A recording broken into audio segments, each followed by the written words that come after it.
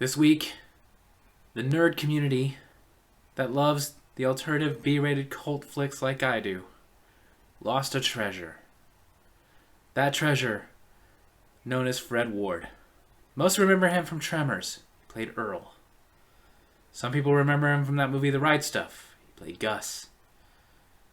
Or maybe you remember him from Road Trip, where he played the really angry dad. Either way, Fred Ward was a legend, and he will be missed. This Comic Corner is dedicated to you. I'm Davey, and I'm awesome. And welcome to the Comic Corner, where you guys make comments on my videos, and I respond every week. And in between responding to your comments, the kids have been throwing Scrabble tiles at each other. It's all fun and games until somebody loses an eye. What? So kicking off this week's Comic Corner with last week's Comic Corner, Robotic Laugh Corner. Of course, Ashley Martinez kicked it off with, first, she's obsessed with it now. Thanks, Rob. Then, Joshua Martinez commented, second, hee a little excited. Now I want to sing. I left my wallet in El Segundo. I left my wallet in El Segundo. I know you probably wanted me to sing, but I'm not doing it. Then, Robert Kindler commented, I just can't compete. You post the video when I'm sleeping. I don't get up until like 1600. Dude, will you knock it off with the military time? I left that with my dad. Just say 4 p.m. Then Robert Kindler commented, while everyone else might be the first match on the card, the main event goes on last. Does that make you feel better? And then Joshua Martinez's alter ego, who is now just simply going by J Spud, no Martin Steenstein, no Junior Shabadoo, commented a lot this week. You really are a bully, sir. I don't know why you insist that your brother and I are the same person. We've seen you. I'm sure he's never been called little beans by his own mother after accidentally dropping the towel in the middle of her Tupperware party. Nor does he seem the type who once dived derriere first into what I thought was muddy water, but turned out to be waste dumped from the silo in order to curb the terrible itch on my hiney, brought on by 1,000 red fire ants biting all over. Finally, I'm sure his uncle never made him carry a cross on his back, fashioned by old lumber that the dogs used to lift their legs on, in an effort to humble me to the struggles of his religious upbringing. He said I looked like a dying squirrel trying to pull an oversized tree branch that smelled like stale beer and rotted bread. He called me lumberschlock. Yeah, trust me, our mother had one of those Tupperware parties. I remember when my wife first met my mother. My mother said, you can do much better than this. Don't settle. I told her, Mom, I love her. My mom said she wasn't talking to me. Then, on my Davy's Awesome Stories, fast food customers, Robert Kindler kicked it off with, first, you were slacking, Mrs. Martinez. Then Robert Kindler commented, I admit I don't like the shredded lettuce on a Big Mac, and asked for the leaf lettuce. I mean, the shredded just gets all over the place and makes a huge mess. Then Robert Kindler commented, I love the fried pickles at Wendy's. I wasn't aware that Wendy's had fried pickles. I'll have to get over there, because fried pickles are delicious. Then Robert Kindler commented, I used to work at a Domino's, and the HPIC would tell us drivers only give peppers and cheese packs if they ask for them, and then only 1 pepper and 2 cheese. That kind of goes along with what I was saying in there. There was a guy I knew that worked at a McDonald's whose owner said they were not allowed to offer ketchup, and he actually corrected me, not just ketchup. Apparently they weren't allowed to offer napkins either. Basically, the people had to ask for these things, or no. Some owners are really cheap. Then Robert Kindler commented, last night at work I caught 2 employees smoking weed in the parking lot. About 15 minutes later, my boss caught 2 employees and me smoking weed in the parking lot. Okay. Whatever. Then Joshua Martinez commented, I know this is off topic, but in my email I got stuff from adult sites.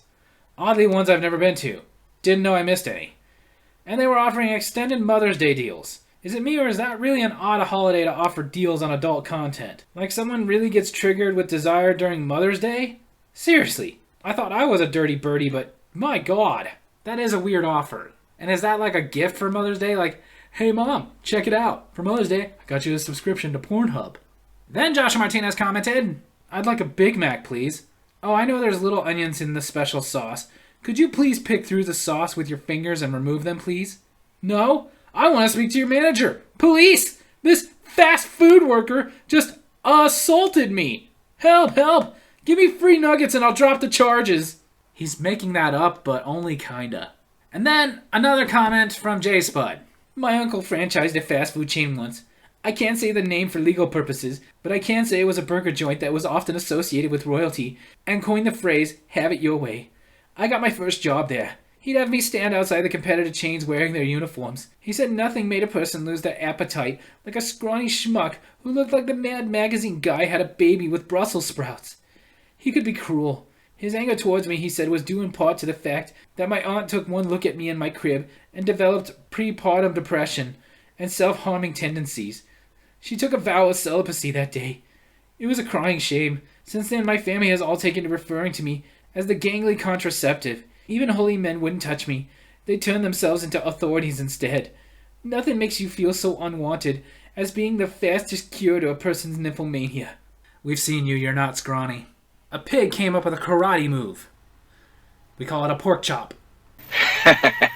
Then, on my Davies Awesome Wrestling, where I reviewed WrestleMania Backlash, Ashley Martinez kicked it off with, first. Then J Spud commented, my goodness, you people are so competitive with this being first thing. I've never been first for anything, really.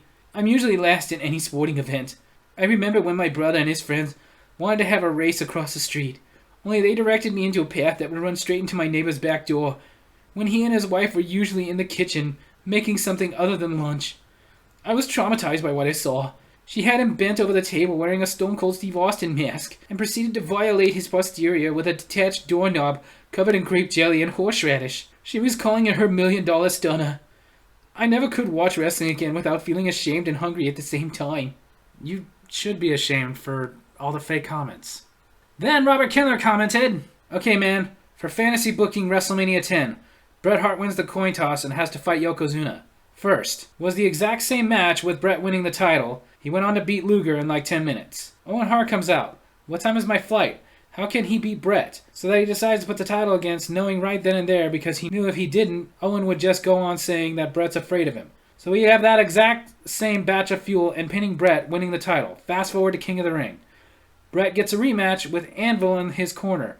Anvil turns on Bret, but winning the match by disqualification, and that sets up the cage match at SummerSlam, which Bret wins the title back. I don't know if I like it, dude.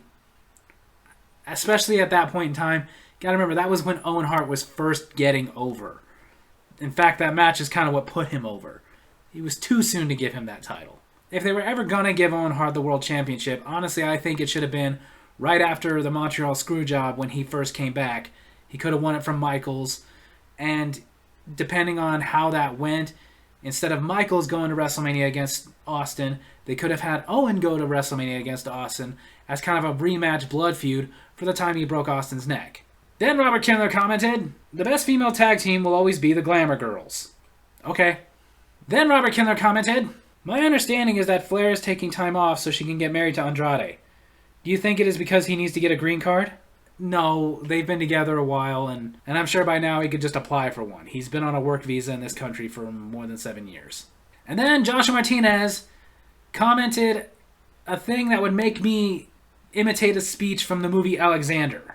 Based on that, I gotta say, imitation is the sincerest form of flattery. And I will not flatter that movie. That movie was awful. So no, Josh, I'm not doing this one. The population of Ireland's capital city is really growing. In fact, you could say it's Dublin. And then there was no Davies Awesome Movies this week. Sorry. I had to work on the Brothers Not Lovers movie review. Our Saturday the 14th video. For Friday the 13th, Part 8, Jason Takes Manhattan. Ashley Martinez kicked it off with, first. Shock, I know. Then Joshua Martinez commented, I want Davey to admit, we do not film these live. It's all pre-recorded. Like frozen dinners served at a restaurant. We are not live. Robert Kindler replied, don't admit or deny anything without your lawyer present. Rob, if I had a lawyer, it would be you. But I don't need to get a lawyer present. I have admitted that these are not live. Dummy. Then Joshua Martinez commented, which pasta dish do Italian people eat on Friday the 13th? Fettuccine Alfredo. What's way worse than Friday the 13th? Monday the whatever.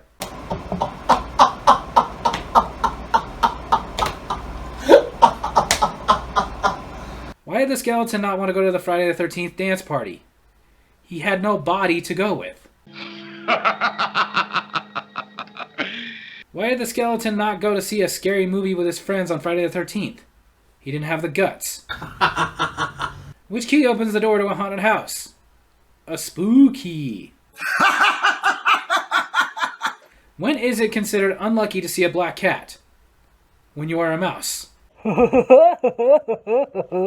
Do you know what Jason Voorhees' favorite dessert is? Ice cream. Jason Voorhees loves eating beans. Do you know his favorite bean? A human being. What will you say if Jason Voorhees starts chasing you? Please stop Jason me. What will be the result if you cross Jason Voorhees with a box of breakfast cereal? A serial killer.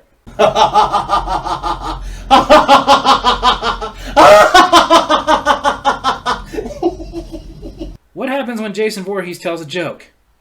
It kills. Then, Robert Kindler commented, "The universe, fate, God, whatever said to me, Happy Friday the 13th. Here is a kidney stone." That wasn't the universe. That wasn't fate. That wasn't God. That was just the fact that either you eat too much spinach or have too much caffeine or whatever causes you to get kidney stones. It's not a miracle. And then J. Spud commented, "Oh my goodness, Mr. Kindler, I know your pain. I myself am prone to the calcium-induced scourge that is the dreaded kidney stone. It was awful. I was on my first date, which was really just smoke and mirrors ruse for her father, so that he'd think she was with me instead of my brother. I had to sit in the front seat while he plucked the flower of my dream girl in the back, throwing her undergarments over the seat on my lap, with the following jape that I could use her silky unmentionables to my own desires. That would not have been possible, as at that moment, fate chose immeasurable cruelty by robbing me of what would have been my first time with myself and a delectable piece of hosiery that didn't belong to a family member, and gave me a kidney stone for the first time. The pain was so bad that I woke up in a hospital several days later, with the unusual sight of my disappointing mother excusing the funeral director from his services for the time. It was a really bad time. To make it worse, my brother gave her the under things back, so I was once again riffing through the family laundry for a new pair, having to make believe they belonged to Betty White. Well, my favorite Jason movie was the one where he's played by an actor of color who gets killed by a crazy woman who sings the Happy Camper song. Which Friday the 13th was that? Yesterday, Robert Kindler commented, "Andy Kaufman passed on this day in 1984. A well-known actor and comedian, Kaufman was involved in a massive feud with Jerry the King Lawler that culminated on April 6, 1982, when Kaufman defeated Lawler by DQ. It was a hallowed victory, though, as it came when Lawler used an illegal pile driver on Kaufman. Lawler reacted by pile driving him again, and Kaufman had to be stretchered out. They later appeared on the David Letterman show. That appearance ended when Lawler slapped Kaufman in the face." Thank you for the Andy Kaufman eulogy. According to a recent study, 9 out of 10 people who are afraid of hurdles never get over it. So there you have it. That's the Comic Corner this week. I hope you guys enjoyed it, and if you did, make sure to hit like, hit subscribe, hit that little bell so you get notifications for when I post new videos, and leave a comment of your own to be in next week's Comic Corner. Rest in peace, Fred Ward. Love you guys.